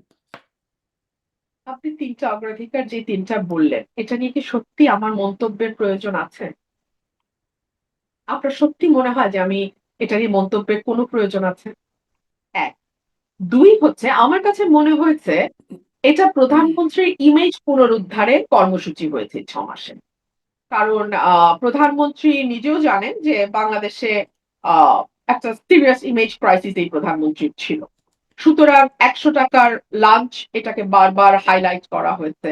আ একটা সবজি এবং ডাল দিয়ে দুপুরের খানা। আমার তো মনে হয় প্রধানমন্ত্রীর ব্রেইন ফাংশন অনেক গুরুত্বপূর্ণ। সো আমার মনে হয় উনার পুষ্টিকর খাবার খাওয়া দরকার এবং প্রতিদিন ৩ বেলা ৳৩,০০০ লাঞ্চ, ডিনার, ব্রেকফাস্ট হলে বরং জাতি উপকৃত হবে। কারণ তাহলে তার ব্রেইনটা আরো দ্রুত কাজ করবে। উনার ব্রেইন যদি আমার মতো কাজ করে, তাহলে বিপদ না? আমি ৳৫০ লাঞ্চ খাইতে পারি। কারণ আমার ব্রেইনের তো কোনো দাম নাই। কিন্তু উনি তো প্রধানমন্ত্রী। উনার লাগে ৫,০০০, ৫,০০০, ৫,০০০, ৳১৫,০০০ খাক। তবুও ব্রেইনটা বেটার কাজ করবে। আর তারপরে যেমন ধরুন সস্তা শার্ট, সাদা শার্ট এটা একটা ইমেজ। মানে এগুলো মানুষ কিভাবে নিচ্ছে না নিচ্ছে ওটা তো আসলে আশপাশে যারা থাকে তাদেরও একটা মেধার লেভেলের ব্যাপার আছে। হ্যাঁ? উনারা উনাদের বুদ্ধি মতন ইমেজ পুনরুদ্ধারে কাজ করছেন। কিন্তু এটা তো উনাদের বুদ্ধি মত। সো এটা আসলে আ সত্যিকার অর্থেই যারা আ মানে ডিসিশন মানে আমি কি বলব যারা uh um you know the the decision maker, the society that makes the decision, the society that creates the narrative, and the society that actually decides hmm. what's going to happen and what's not, তাদের কাছে এটা কতটুকু গ্রহণযোগ্য আমি ঠিক জানি মানে না। কিন্তু এই বাট পলিসিটা এই যে ৩ টা ক্ষেত্র আপনি বললেন, এই হ্যাঁ, ৩ টা ক্ষেত্র নিয়ে আসলে কোন কথা বলার কিছু নাই। এটা ৬ মাস গেছে প্রধানমন্ত্রীর ইমেজ উদ্ধার প্রকল্প হ্যাঁ। হিসেবে। তো প্রধানমন্ত্রীর ইমেজ আসলে এই বিষয়গুলো বেশ আলোচনা হয়েছে, গণমাধ্যমেও আলোচনা হয়েছে আপনি যে বিষয়গুলোর কথা বলছিলেন। কিন্তু মানে এই পরিবর্তনটা বা এই ইমেজটা পোর্ট্রে করবার প্রয়োজনীয়তা কেন হলো? কারণ বেগম খালেদা জিয়া মাননীয় প্রধানমন্ত্রীর মা তিনিও সফল প্রধানমন্ত্রী। তাকে যেভাবে দেখা যেত, তাকেও খুব সফিস্টিকেটেড এবং তাকে খুব পশ হিসেবেই তাকে মানে দেখা যেত নারী হিসেবে একজন। একটু ভিন্নধর্মী তার পোশাক-আশাক চলাফেরার মধ্যে একটা ভিন্নতাও ছিল বটে। তো তার sophisticated মানে আচরণ, বেশভূষা সেটা কি তার জন্য কোন রকম আ অ অনুকরণীয় না হয়ে তার বিপরীতটা যেটা সেরকম কি কিছু ছিল? কেন আসলে বর্তমান প্রধানমন্ত্রী বা তার পুত্রকে সেখান থেকে সরে খুব simplicity দেখাতে হচ্ছে যে সাদা শার্ট পরছেন? এটা আসলে উনি এবং উনার আশপাশের মানুষ বলতে পারবে। এটা তো আমার পক্ষে বলাটা ডিফিকাল্ট। এটা তো আমি ঠিক বলতে পারব না। তবে আ ম্যাডামের যেটা হুম, আমি মানে আমাদের এক্সপেরিয়েন্স যেটা ছিল সেটা হচ্ছে যে ম্যাডাম ওয়াজ ভেরি জেনুইন। হ্যাঁ? উনাকে আসলে উনি কখনো আরোপিত মানুষ ছিলেন না। আ উনি যখন রাজনীতিতে আসেন 80s এ তারপর থেকে উনার যে একটা নিজস্ব স্টাইল গড়ে উঠেছে সেটা নিয়ে বিরোধী পক্ষ অনেক সময় অনেক রকম কথা বলেছে। But she never paid any hmm, attention to that. Hmm, hmm. So she was very genuine and she was very confident. তো উনার টা আমি এইটুকুই বলতে পারি। বাট এখন যিনি প্রধানমন্ত্রী আছেন, উনি হি ইস ভেরি হাম্বল যেটা আমি শুনি। He is very humble, he is very polite in personal conversation. আর বাকিটা ইমেজ বিল্ডিং এর যেটা সেটা উনার আশেপাশে যারা আছেন, উনারা ভালো বলতে পারবেন। হুম। এটা আমার পক্ষে এটা কি বলা মুশকিল। আপনার পক্ষে এটি দেখবার সুযোগ হয় নাই যে এটি আসলে মানে তিনি কি আসলেই খুব সিম্পল একজন মানুষ কিনা? কারণ তিনি আসলে বিনয়ী এটা এটা আমি আসলেই শারমিন আমি একদম বলতে পারব না। আমি হুম, জানি না কারণ আমার কোন অভিজ্ঞতা নেই উনার সাথে কাজ করার। আচ্ছা। কোন অভিজ্ঞতা নেই কাজ করার। আপনি আম মানে আপনি সরকার খুব ইন্টারেস্টিং। আমি আপনাকে বলি শারমিন, যেদিন বেগম খালেদা জিয়া মারা গেলেন, সেদিনই তো উনার চেয়ারপারসন হিসেবে উনি কিন্তু মারা গেছেন as a chairperson of BNP. উনি কিন্তু মৃত্যুর দিন পর্যন্ত she was A hmm. Chairperson. উনি মারা গেছেন ভোর সকালে ৬টায় ৭টায়।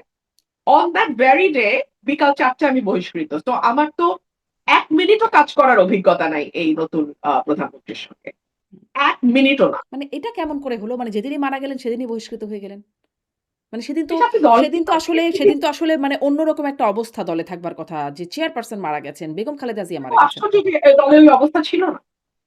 এটা খুবই খুবই খুবই আমি বলবো যে দেখুন, দুষ্টামিরও কিন্তু একটু মানে বুদ্ধিদীপ্ত ভাবে দুষ্টামি করতে হয়। হুম, হ্যাঁ, আপনি দুষ্ট, কিন্তু দুষ্টের মধ্যে যদি বুদ্ধিবৃত্তিক আহ বিরাট দৈন্যতা থাকে, তাহলে কিন্তু সেই দুষ্টামিটা খুব প্রকট হয়ে সামনে আসে। তো দুদিন পরে বহিষ্কার করলে আসলে এমন কিছু হইতো না। দ্যাটস ভেরি ফানি আর কি। হুম, হুম। আমি এটুকুই বলবো। আচ্ছা। আ মানে দলের আসলে যে অবস্থা থাকবার কথা সেই অবস্থা ছিল না। দলের মধ্যে কি আসলে অপেক্ষা করা হচ্ছিল এরকম যে কখন এই পরিবর্তনটা হবে?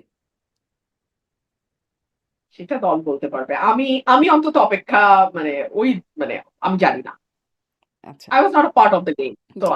I have no idea. হ্যাঁ, আপনার মানে অনেকগুলো কথাই বেশ আলোচনা। আপনি যেহেতু গণমাধ্যমে খুব সরব, আপনি কথা বলেন এবং সেগুলো খুব আলোচনায় আসে।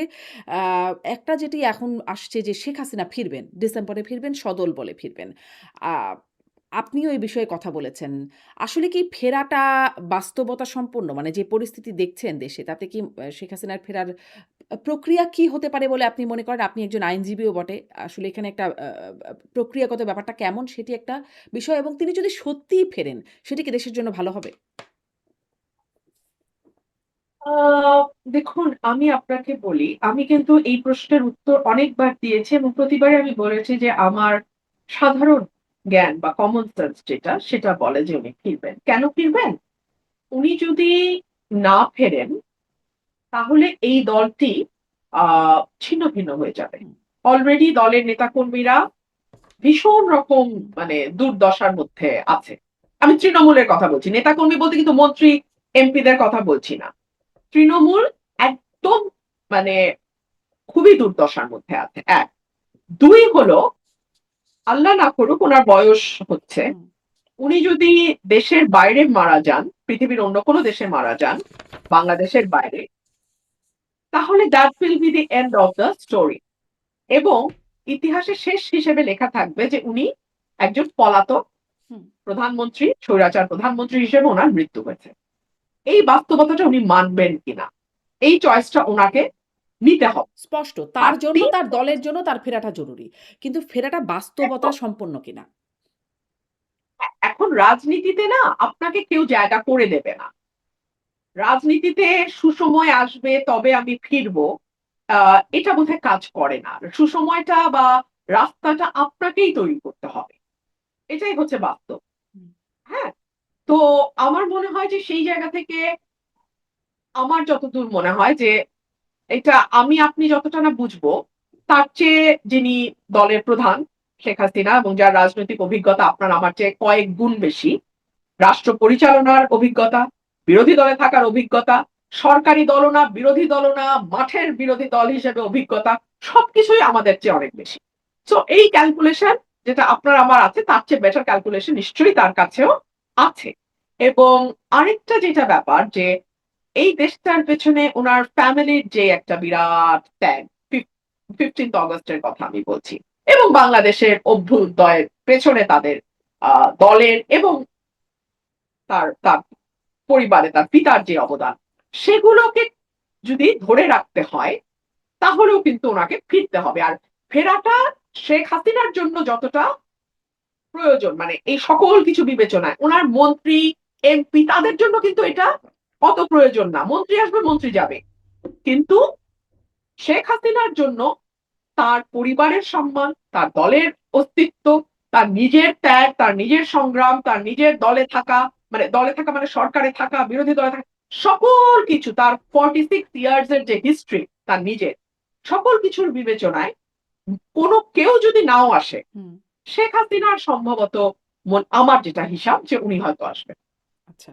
কিন্তু আসার কোনো প্রক্রিয়া, মানে সেটি আমি আমার অনুষ্ঠানে আওয়ামী লীগের অনেক নেতারাও কথা বলেন। আমি তাদেরকে জিজ্ঞাসা করেছি। তারাও আসলে বলতে পারেন না যে কিভাবে। জিজ্ঞাসা করলে কখনো, কখনো বলেন টাইম উইল সে। আ কোনো প্রক্রিয়া আসলে বোঝা যাচ্ছে না। না, না, এটা না বোঝার কি আছে তাও আমি বুঝতে পারছি না। বাংলাদেশ সরকার তো ব্যাকুল। তারা ভারতেও যাবে না যদি না শেখ হাসিনাকে বাংলাদেশে আনা হয়। তার মানে ভারত মানে তার মানে পথ চেয়ে আছে। বাংলাদেশ সরকার রীতিমতো পথ চেয়ে আছে যে কবে শেখ হাসিনা আসবেন। তো আর শেখ হাসিনাও বলছেন যে তিনি বাংলাদেশে ফিরবার জন্য ব্যাকুল হয়ে আছেন। তো দুই তরফই তো ব্যাকুল, তাহলে অসুবিধা কি? আরেকটা খুব কিন্তু উদ্ভট এই যে কথা, ডাক্তার বিএনপি সাহেব অবশ্য বলেছেন, তিনি ডাক্তার সাহেব মাননীয় প্রধানমন্ত্রীর উপদেষ্টা তিনি বলেছেন যে তারা চায় ধরে নিয়ে আসতে, বেঁধে নিয়ে আসতে। কিন্তু শেখ হাসিনা এখন বলছে তিনি নিজেই ফিরতে চান, আত্মসমর্পণ করতে চান। মানে হয়তো এটি তাদের পছন্দ হচ্ছে না যে তিনি আত্মসমর্পণ করতে আসবেন। তারা ধরে বেঁধে নিয়ে আসতে চায়। এবং এখন এজন্যই হয়তো ভারতকে বারবার অনুরোধ করছে কিনা সেটারও বিশ্লেষণ আপনি হয়তো বলবেন। যে তাকে ফিরিয়ে দেবার জন্য যেই বারবার অনুরোধটা করছে, আহ্বানটা জানাচ্ছে। আ মানে এটি কি একটা বিশ্লেষণ কিনা? ওনার বাংলাদেশে তাকে বাংলাদেশে এনে বিচারের মুখোমুখি দাঁড় করানোটা কি সরকারের উদ্দেশ্য, নাকি বিষয়টাকে নিয়ে খেলাধুলা করা সরকারের উদ্দেশ্য? যদি খেলাধুলা হয় তাহলে না, উনি আসলে কিন্তু হবে না। ভারতকে নিয়ে আসতে হবে, বেঁধে নিয়ে আসতে হবে, প্লেনে দাঁড় করিয়ে নিয়ে আসতে হবে। ফার্স্ট ক্লাসে আনলে হবে না, ইকোনমি ক্লাসে আনতে হবে। ইকোনমি ক্লাসে আনলে হবে না, প্লেনের লেজে বসিয়ে আনতে হবে। মানে ইত্যাদি ইত্যাদি নাটক করাই যায়। মানে এখন আপনার উদ্দেশ্য নাটক করা হলে তো আমি সারাদিন নাটক করবেন। যেমন হুম, ধরেন, আমি একটা টক শোতে বলেছিলাম যে ৫ জন ভালো সংস্কৃতি কর্মীর নাম বলেন যারা বিএনপি করে। ৫ জন ভালো গায়কের নাম বলেন, রবীন্দ্রসঙ্গীত শিল্পীর নাম বলেন যারা বিএনপি করে। ৫ জন ভালো নজরুল সঙ্গীত গায়ে বিএনপি করে, নাম বলেন।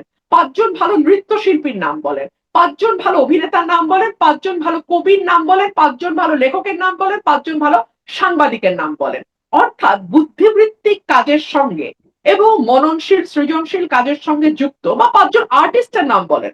ফার্স্টে আপনি পারবেন না ভাই। আপনি দিস্তার পর দিস্তা রিসার্চ করতে পারেন, আপনি পাবেন না।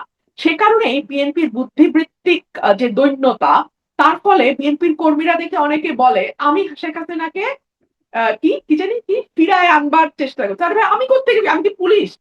আমি কি মন্ত্রী? আমি কি স্বরাষ্ট্র মন্ত্রণালয়ের দায়িত্বে? আমি কি আইন মন্ত্রণালয়ের দায়িত্বে? আমি কি প্রধানমন্ত্রী? আমি কি করে শেখ হাসিনাকে ফিরে আসবো? আমি আইনজীবী, বটতলার উকিল হিসেবে আমি যেটুক বুঝি আমি ওইটুক বলি। রাজনীতির একজন কর্মী হিসেবে আমি যেটুক বুঝি আমি ওইটুক বলি। হুম। নাকি ওইটুক তোমাদের মন মতো না হলে বলাও যাবে না, তাই না? তো এই যে ইডিয়টিক কথাবার্তা বিএনপি বলে, আমার মনে হয় যে বিএনপির কিন্তু আমার মনে হয় যে মানে এরকম বোকার মতো কথা বলার চেয়ে চুপ থাকাটা বেটার। মুখ বাঁধা ছালার দাম কিন্তু লাখ টাকা।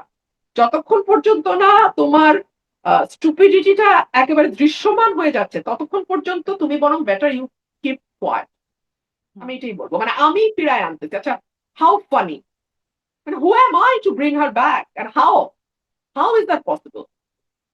I'm not in charge of home, I'm not in charge of law, I'm not in charge of government. So even if I want to, how can I? আচ্ছা, এটিই বলা হচ্ছে হ্যাঁ, যে আপনি ফিরিয়ে আনার চেষ্টা করছেন। কিন্তু তিনি যদি ফিরে আসেন বলে Very আপনার fun. যে ধারণা, তিনি ফিরে আসলে আসলে কি পরিস্থিতি ভালো হবে?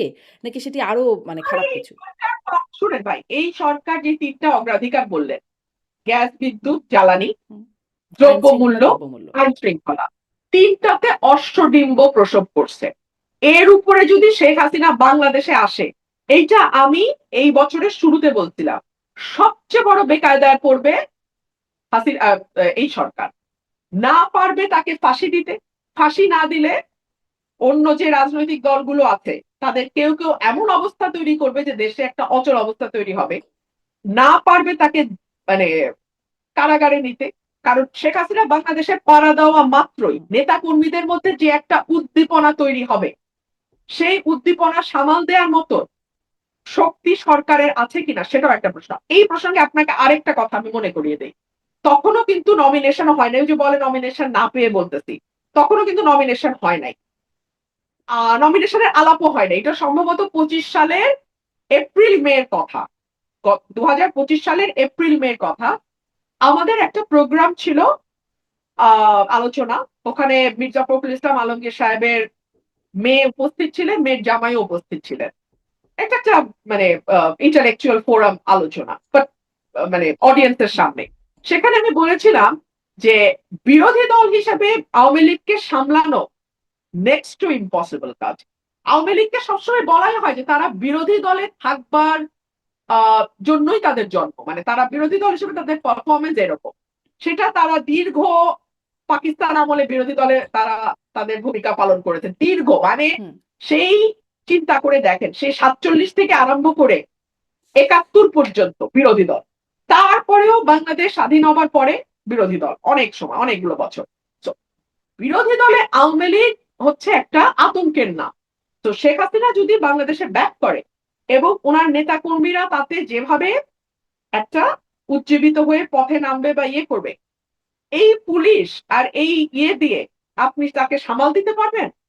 আপনি তো মাইনাস আওয়ামী লীগই দেশ সামলাইতে পারতেছেন না, আইন শৃঙ্খলা সামলাইতে পারতেছেন না, কোনো কিছুই সামলাইতে পারতেছেন না। তো প্লাস আওয়ামী লীগ যখন মাঠে বিরোধী দল হিসেবে থাকবে, অবস্থা কি দাঁড়াবে আপনি একটু মানুষ পটে কল্পনা করেন তো। আমি এটুকুই বললাম। হুম। তাহলে আর কি আসলে হবে না হবে তাহলে কেন আমার আসলে বোঝা যাবে। সরকার এত বারবার মানে শেখ হাসিনাকে ফেরানোর আবেদন করছে? আপনি অবশ্য নাটক শব্দটাও ব্যবহার করছিলেন। কারণ এইটা প্রশ্নটা এভাবে করবার একটা বিশেষ কারণ হচ্ছে ধরেন ১৪-১৫ তারিখের মানে খবরের কাগজগুলো যদি দেখি তাহলেও দেখছিলাম যে তারেক রহমান ভারতে যাচ্ছেন, প্রধানমন্ত্রী যাচ্ছেন সেরকম প্রস্তুতি চলছে বা প্রস্তুতি শেষের দিকে এরকম নানান রকম আলোচনা। সময়টাও নিয়ে আলোচনা হচ্ছিল। কখনো ২১শে আগস্টের কথা হচ্ছিল বা ১ম মানে এই সপ্তাহের মধ্যে যাবেন এরকম খবর আসছিল। তারপরে দেখা গেল যে এনসিপির নেতারা নাহিদ ইসলাম, আসিফ মাহমুদ, সজীব ভুইয়ারা তারা বেশ শক্ত ভাষায় বললেন যে তিনি যেতে পারবেন না। গেলে দেশের মানুষের সাথে গাদ্দারি হবে। এরকম কথা বললেন এবং তারপরে দেখা গেল আ আসলে পররাষ্ট্র মন্ত্রণালয় থেকেও বলা হচ্ছে যে তারেক রহমান যাবেন কিন্তু তার জন্য শর্ত হচ্ছে শেখ হাসিনাকে ফিরিয়ে দিতে হবে। মানে সহায়ক পরিস্থিতি হলে তিনি যাবেন। এরকম একটা কথা বলা হলো। আ আসলে তিনি ভারতে যাবেন। ভারতে যাওয়ার জন্য শর্ত কি আসলেই শেখ হাসিনা ফিরিয়ে দেওয়া? শেখ হাসিনাকে ফিরিয়ে দেওয়ার ব্যাপারে এত জোর তাহলে কেন দিচ্ছেন? আপনি যে এই বিশ্লেষণটা দিলেন, সেটি তো তারাও জানেন, তারাও বোঝেন। এই বিষয়ে তারেক রহমান সাহেব আমার সাথে আলাপ করেন। হুম, তো ওনার মনের ভিতরে কি আছে এটা একমাত্র উনি জানবেন, ওনার কাছের ব্যক্তিরা জানবেন। আমি জানি না। আমি একজন অবজারভার হিসেবে আমি যা দেখি আমি আপনাকে তাই বললাম। হুম, আমার ক্যালকুলেশনে যদি একটা শর্ত দেয়া হয় ভারতে যাওয়ার, সেটা হচ্ছে কোনোভাবেই যেন শেখ হাসিনা বাংলাদেশে আসতে না পারে। হুম, এইটুকুই বললাম। আচ্ছা। শোনেন, তারেক রহমান সাহেব ১৭ বছর এক্সাইল ছিলেন লন্ডনে। শেখ হাসিনা যান নাই লন্ডনে। উনি কি এগুলা তাল বাহানা করছেন তারেককে ফেরত না দিলে লন্ডন যাব না? হুম। এইসব বাহানা আমার কাছে ভাই বাহানা। আর গুহ্য কথা আমার সাথে কেউ শেয়ার করে নাই। সো আমি জানি না। তাহলে কি আপনার কি মনে হয়? বা যদি এটাও কি কোনো জানেন কিনা? তারেক রহমান কি যাচ্ছেন ভারতে? ভারতে যাচ্ছেন? আমার কি মনে হয় আমি তো বলে দিলাম। না, না, না। যদি ভারত হ্যাঁ, ভারতে যাচ্ছেন একদম কিনা? ওয়াদাবদ্ধ হয় যে কোনোভাবেই শেখ হাসিনাকে ভারত আসতেই দিবে না। হুম, শেখ হাসিনা প্লেনে চড়লেও ভারত প্লেন থেকে টেনে শেখ হাসিনাকে নামায় রাখবে। তাহলেই কেবলমাত্র সম্ভবত বাংলাদেশ সরকার ভারত সফরে যাবে। আচ্ছা, আচ্ছা। আ ভাই শুনেন। হ্যাঁ, ভাই শুনেন। ধরলাম শেখ হাসিনার কাছে পাসপোর্ট নাই। হুম, সরকার can issue a travel pass now at this moment. Hmm, hmm, And Sheikh Hasina, if she really wants to come back, she can come back tomorrow. Hmm. That's all I can understand.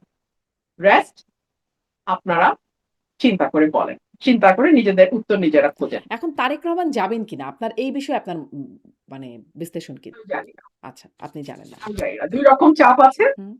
যেই চাপ জয়ী হয়। এই ২ রকম চাপ কোন পক্ষ থেকে? একটা সফট চাপ দিয়ে যাওয়া উচিত। হুম, প্রতিবেশী বদলানো যায় না। হুম, একটা নতুন শুরু হওয়া উচিত। নতুন একটা ফ্রেশ স্টার্ট যেটাকে বলে সেটা হওয়া উচিত।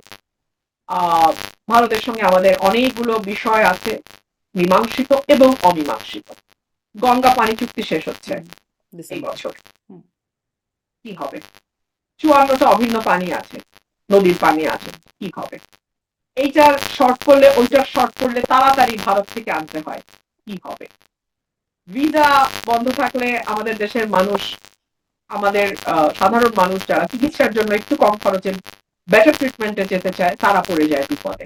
সো ইত্যাদি অনেক বিষয় আছে। আর একমাত্র আ সেটা একটা লেখায় পড়ছিলাম, একটা কলামে একজন লিখেছেন যে একজন কেন আমি নামই বলি, আমাদের দেশনেত্রী বেগম খালেদা জিয়ার প্রেস সেক্রেটারি ছিলেন ভদ্রলোক। হ্যাঁ?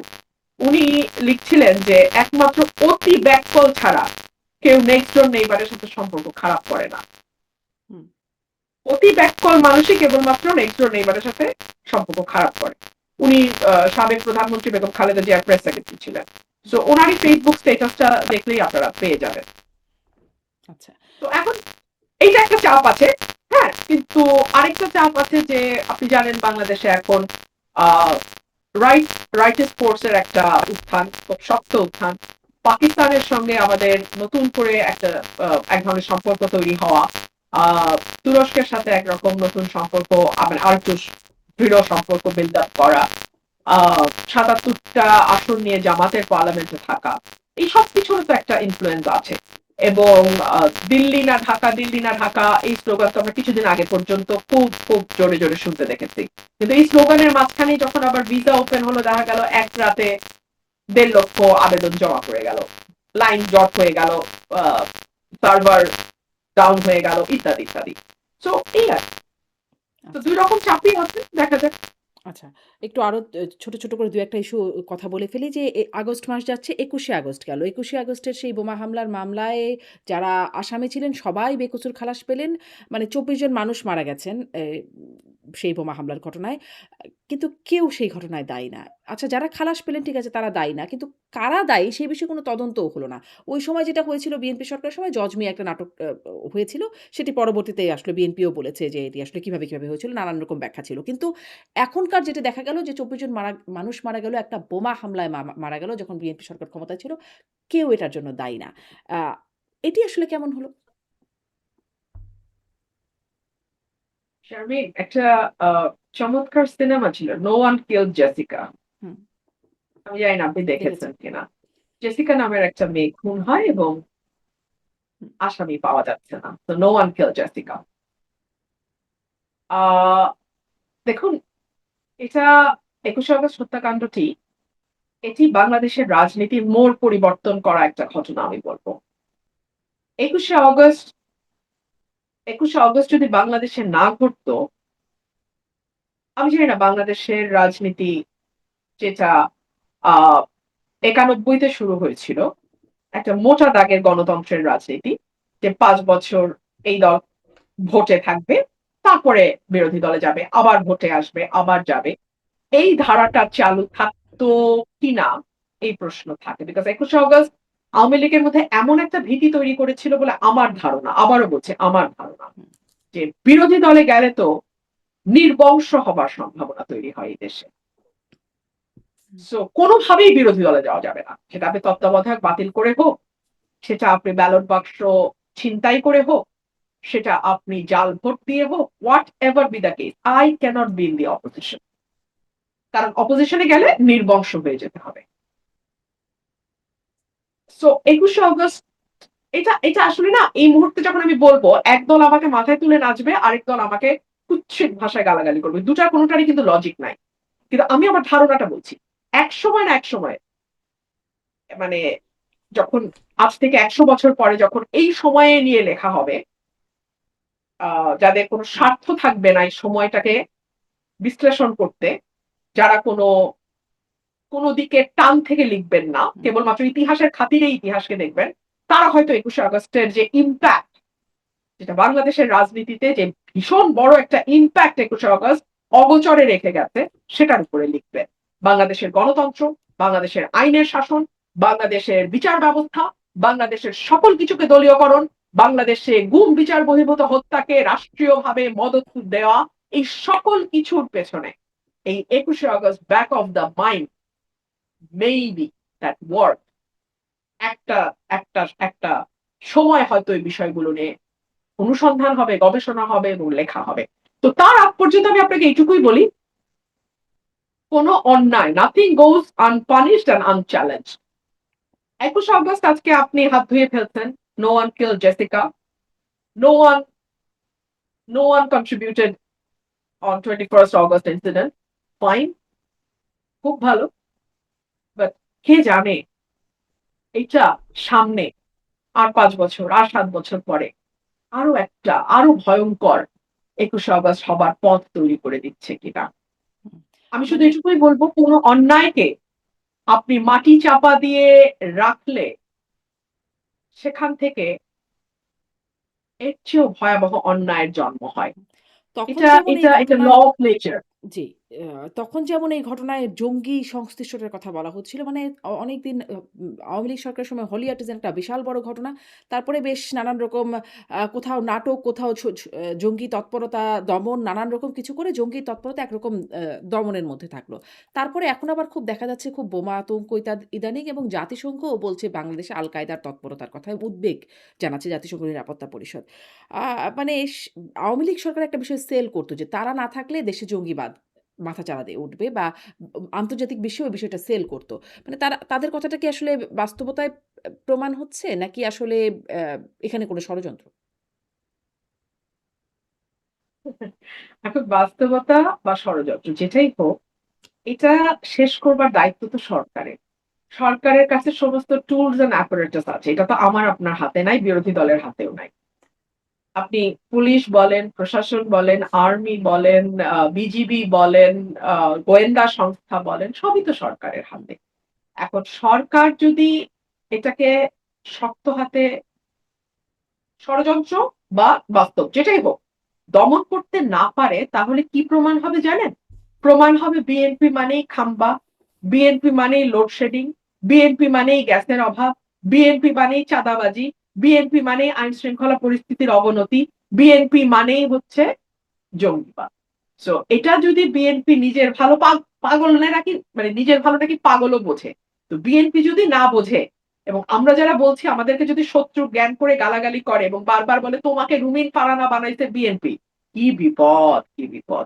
মানে নিজের ভালো তো পাগলও বোঝে। আমি শুধু এইটুকুই বলবো বিএনপি যদি এই জায়গাগুলোতে স্টিয়ারিং এ বসে নিজেদের এই কালিমা মোচন করতে না পারে, যেটা ১ থেকে ৬ যেই কালিমা ছিল সেটা যে রিপিটেশন আমরা আবার এই ২০২৬ এর পর থেকে দেখতে পাচ্ছি, তাহলে কিন্তু ১০০ টাকার লাঞ্চ, ২০০ টাকার শার্ট, ৩০০ টাকার মানে গাড়ি বহর, সরকারি গাড়ির তেল নেব না, এগুলো কিন্তু আপনাকে ১০% বেতন সরকারি খাজানায় জমা দেওয়া আর খাল খনন এটা কিন্তু আপনাকে রক্ষা করতে পারবে না।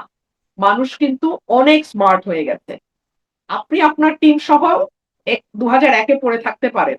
বাট এটা কিন্তু ২০২৬। তখন কিন্তু মানুষের হাতে সেলফোন ছিল না। তখন কিন্তু যে কেউ রাস্তায় দাঁড়ায় একটা দোকানি কিংবা একটা নিম্ন মধ্যবিত্ত মানুষ যে বাজারে গেছে কিংবা হুম। একজন সিএনজি ড্রাইভারের মতামতটা ঠাস ঠাস করে এরকম নিয়ে নিয়ে ফেসবুকে ছাড়তে পারতো না ২০০১ সালে। এখন কিন্তু পারে। তো আপনাকে বুঝতে হবে সময় পাল্টে গেছে।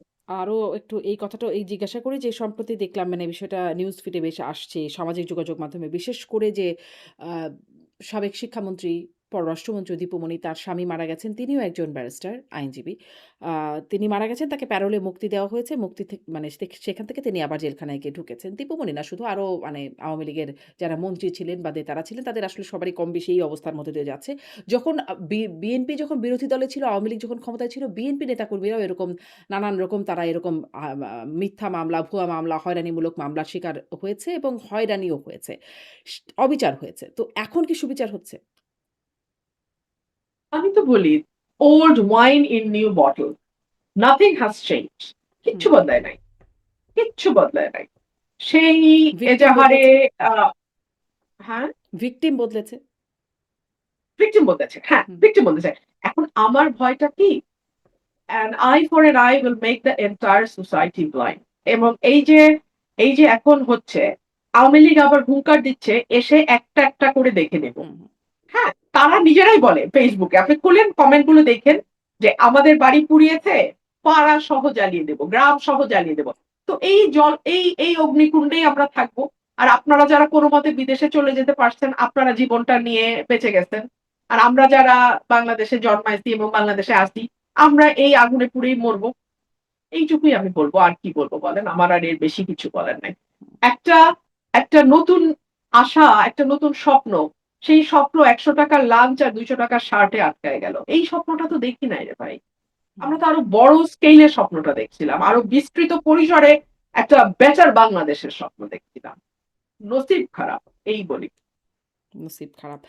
আপনার আচ্ছা এই প্রশ্নটাও একটু করি। যেহেতু মানে একই আপনি বলছেন old wine in new bottle. আপনি আইনজীবী। আপনার কাছে কি ইনারা কেউ আসেন যারা আসলে এখন অবিচারের শিকার আসেন? বা আপনি তাদেরকে কোন রকমভাবে আইনি সহায়তা দিবেন যদি তারা আসে? না, ইন্টারেস্টিংলি আমার কাছে কিন্তু কোনো পলিটিক্যাল মামলা এখন পর্যন্ত আসে নাই। কোনো পলিটিক্যাল মামলা এখন পর্যন্ত আসে নাই। আমার যেটা আরো আরো ইন্টারেস্টিং শারমিন, আমার নেতাকর্মী যারা মানে হাসের ইলেকশন যারা করছে, রুমিন ফারহানার ইন্ডিপেন্ডেন্ট ক্যান্ডিডেটের ইলেকশন যারা করছে তাদেরকে হরে ধরে মামলা দেওয়া হচ্ছে। হরে ধরে মামলা দেওয়া হচ্ছে এবং সেগুলার জামিন করতে করতেই আমার অর্ধেক দিন পার হয়।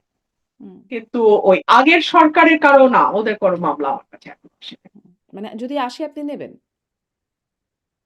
আমি দল হিসেবে তো মামলা দেখবো না, আমি দেখবো যে মামলায় সাবস্ট্যান্সটা কি। মামলার এখন যদি এখন ধরুন আহ, মানে একজন প্রফেসরের বিরুদ্ধে হত্যা মামলা হয়, হুম। ইউ আন্ডারস্ট্যান্ড মানে এটা সাবস্ট্যান্স কি দাঁড়ায়, তাই না? প্রফেসর, তো খেলোয়াড়, সে সঙ্গীত শিল্পী সবার বিরুদ্ধেই হত্যা মামলা হ্যাঁ আছে। হ্যাঁ আমি জাস্ট একটা এক্সাম্পল দিচ্ছি আর কি। হ্যাঁ, তো আসে এবং প্রথমে তো প্রাথমিকভাবে যেটা আসে সেটা হচ্ছে জামিনের আবেদন। জামিন কিন্তু খালাস না, হুম, জামিন হচ্ছে একটা ইন্টারিম রিলিফ। মামলা চলমান থাকবে, যদি সাজা হয় আপনি কারাগারে যাবেন এবং মানে জামিনটা কিন্তু একটা অধিকার। হুম, জামিনটা আদালতের একটা ডিসক্রিপশন। এখন আমার কাছে কোনটা ভয় লাগে জানেন? আমাদের আদালতগুলোর উপর সরকার তাদের পিপি, এপিপি, ডিএজি, এজি দিয়ে নজর রাখে যে কোন কোর্ট জামিন দিচ্ছে, বেশি বেশি রিলিফ কোন কোর্ট দিচ্ছে, সেই কোর্টের পাওয়ার চেঞ্জ করে দেওয়া হয়। সেই কোর্টে অ্যাটর্নি জেনারেল এসে ওপেনলি ধমকায় দিয়ে যায়। ধমকায় মানে এই আপনি বেল দিচ্ছেন কেন, এরকম তো না। ধমকানোটা হয় ঘুরিয়ে ধমকানো। এগুলো আমার আমার নিজের চোখের হুম, সামনে আমি ঘটতে দেখি আজকাল।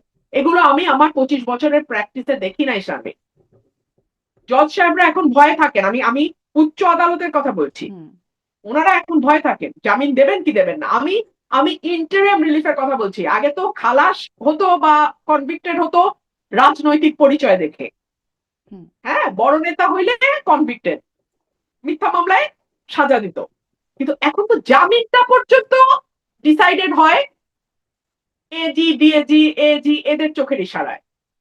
এটা ভয়ঙ্কর না ব্যাপারটা? এটা আরো বেশি পিছনে যাচ্ছি আমরা। রুমিন ফারহানা, শেষ করব, কিন্তু শেষ করার আগে আপনার রাজনৈতিক পরিকল্পনা কি? মানে বিএনপিতে ছিলেন, আ সেখান থেকে চলে আসলেন, স্বতন্ত্র নির্বাচন করলেন, এমপি আপনি হলেন আবারও। তার সামনে আপনার রাজনৈতিক পরিকল্পনা কি? আমি মানুষের সাথে ছিলাম, মানুষের সাথে আছি, মানুষের সাথে থাকি। আজকে যদি আমার কথা কোন দলের ভালো লাগে, আপনি নিশ্চিত থাকেন তারা ক্ষমতায় আসার পর আমার কথা তাদের সবচেয়ে বেশি তিতা লাগবে। আজকে যেমন বিএনপির তিতা লাগছে, হুম, আওয়ামী লীগ যদি কখনো ক্ষমতায় আসে, আওয়ামী লীগেরও আমার কথা সমান তিতা লাগবে। হুম। সো আমি আপনি সর্বদা মানুষের বিরোধী সাথে দল। আমার কাছে রাজনীতিবিদ হওয়াটা খুব গুরুত্বপূর্ণ। আমি রাজনীতিবিদ হয়ে উঠতে চাই জি। এবং আমি ভবিষ্যতে প্রশ্ন যদি আমাকে করেন, আমি আপাদমস্তক বিশ্বাসী মানুষ। আমি তকদিরটা এক্কেবারে আল্লাহর হাতে আমি বিশ্বাস করি। তো আল্লাহ আমার ভাগ্যে যা লিখে রেখেছে তাই হবে। জি। রুমিন ফারহানা, অনেক ধন্যবাদ। অনেকটা সময় কথা বললাম আপনার সাথে। ধন্যবাদ যুক্ত হবার জন্য। আপনাকে অনেক ধন্যবাদ। অনেক ধন্যবাদ দর্শক আপনাদের এতক্ষণ সাথে থাকার জন্য।